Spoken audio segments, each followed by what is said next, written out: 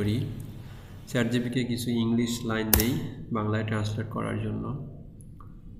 English লাইনগুলো হচ্ছে, দুঃখিত আগেই বলে নেই, আমার ইংলিশ উচ্চারণ খুবই বাজে, এই কারণে আমি জিআরই টিআরই দেওয়ার সাহস করি নাই কখনো। লাইনগুলো হচ্ছে, No one has the right to judge that another's life is not worth living. The basic right to life should not be abridged because someone decides that someone's quality of life is too low. If we base the right to life on quality of life standards, there is no logical place to draw the line.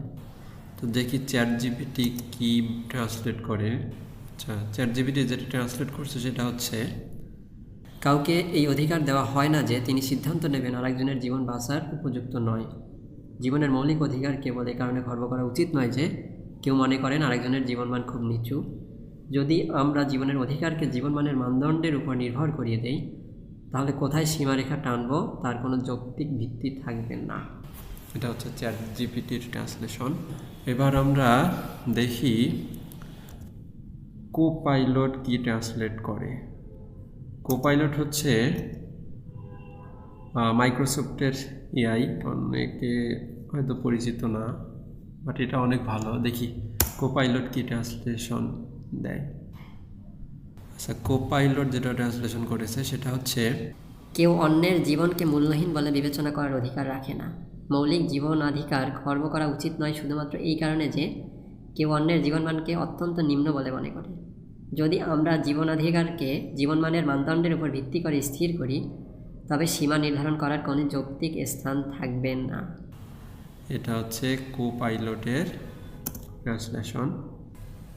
আচ্ছা, এবার আমরা দেখি DeepSeek কি translation করে। তো ডিপসিককে আমরা হচ্ছে লাইনগুলো দেই। ডিপসিক এখানে দুইটা ট্রান্সলেশন দিয়েছে।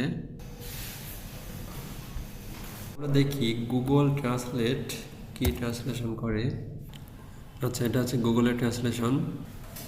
আচ্ছা, এই হচ্ছে কয়েকটা এআই এবং গুগল ট্রান্সলেটের ট্রান্সলেশন। আমার কাছে যেটা মনে হচ্ছে সবচেয়ে আক্ষরিক অনুবাদ করছে হচ্ছে গুগল ট্রান্সলেট, যা বাংলা করে রেখে দিছে।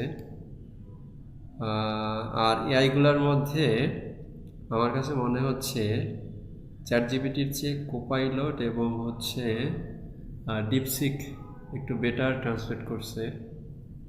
আচ্ছা, এর বাইরে বাংলা ভালো ট্রান্সলেট করে বা বাংলায় ভালো এরকম কোনো এআই যদি আপনাদের জানা থাকে তাহলে আমাকে একটু জানাই।